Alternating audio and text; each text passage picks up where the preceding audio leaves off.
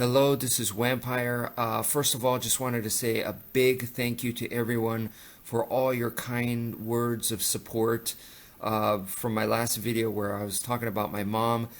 She's doing a lot better. They released her from the hospital. She's back home now, and she's just taking it day by day. So anyway, thank you so much for that. And okay, so in this video, I'm here to talk about martial running because I was asked about it. Basically, it's just a term that I made up years ago, and I've been running for several years now. I used to hate it. Now I actually like it. All it is basically running specifically for martial arts. So I thought that if I am going to run, I should modify it just a little bit more towards specifically for martial arts instead of just running and doing running the normal way. So that's all it is, really. And when it comes down to it, I believe there's two things. Okay, so number one, the purpose is by running I become more fit, right? So if I become more fit, that means I'm going to be able to do martial arts a little bit better, right? The second thing is I practice running to become better at running. Why? Because I view running as a martial arts technique.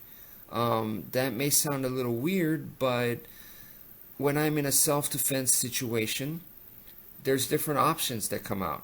A, maybe punch the person. B is maybe wait for them to attack me. C is to maybe charge in and grab them and push them up against the wall or something. And D might be running. So sometimes running is the best choice. Maybe a lot of times it's the best choice. So running to me is just another technique in martial arts. So if that's the case, just like any other technique, you need to practice it. It is a skill. So you need to make it better so that you have a better chance of pulling it off in a real life situation. And if you do decide to run, you don't want to be terrible at it, so then the bad guy just catches up with you. Then what's the point, right? So here's just some tips that you could actually do. So number one is as you go jogging, running, or even walking, add your footwork. So at any point you're going, right? And then you just start adding the footwork that you practice. So in my case, what I teach to you guys on YouTube is to practice the circular footwork that comes from boxing and kickboxing. The other thing is you could practice Eskrima footwork. So you could add that in and then just keep going, and then you can stop and just do that, just bust it out of nowhere, and then go back to the regular running. Why does the running have to be in a straight line? I go zigzag. Okay, so add footwork. That's number one. Okay, sometimes you could run and then I find a spot that's a little bit wide open, so I go there and then I shadow box and then I go back to the running. So in that case, I'm doing a full-blown shadow boxing, not just footwork, but then I go back to the running, and it's all mixed in together.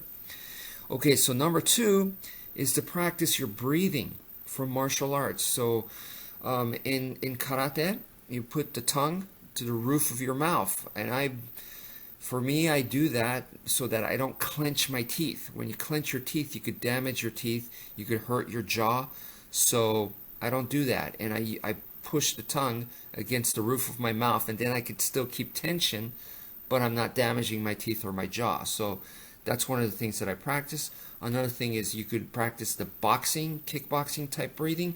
So you could be jogging, running, and be like, ish, or that's more like kickboxing or closer to karate style breathing. Or you could be like, shh, shh, shh. Practice the breathing, whatever style it is that you do, practice it. Maybe it's like Tai Chi or yoga. So as you're running or jogging, you want to maintain a very calm breathing, which is very difficult to do because it's so aerobic. Number three would be, I'd say, make your running more technical. To me, this is important because in martial arts, it is the study of body mechanics, essentially. So we have to become technical. It's about developing skill. Skill is technical. So as I'm running, I break it down. I break it down to okay, so from here till the light post over there, I'm just going to focus on my feet, how my feet engage the ground and how I'm pushing off the ground with my feet. I'm just going to focus on that. So I'll just do that. And then from the next light post to another one, I'm going to focus on, let's say, my thighs, right? So pushing off with my thighs. How much muscular strength can I add to propel myself forward? So now I'm making big strides rather than digging into the ground like I did the first time. And then now the next part, I'm going to focus more on the arms and my torso, keeping my abs really strong, my core strong, and just swinging my arms really fast. So I'm breaking down running into different components. All right, so the last tip that I have here is to imagine different scenarios. This could have multiple purposes. One reason is simply to toughen myself up. So I could imagine as I'm running wherever I'm heading, I visualize a very scary opponent there, and I'm just going to dart straight in and have no fear and just go right into it. So that's trying to help me toughen myself up instead of being scared, instead of going, oh man, it's such a long distance, this is going to be rough, this is going to wear me out, oh, I really don't want to do this. But I will sprint it, and I will just stay focused on whatever, the tree or whatever that it is that I'm looking at, and I won't take my eyes off it. So it's just practicing different things there. Another thing that I could do is I could imagine being in a different environment. So I could imagine running in the snow with a team, and they're all with me, and we're just working out, and this is just another day in the office type thing. So that's like kind of like a Navy SEAL mentality, or I imagine from the movie Best of the Best, where the Korean team is running in the snow, this Olympic Taekwondo team, and they are the best of the best from their country, representing their country.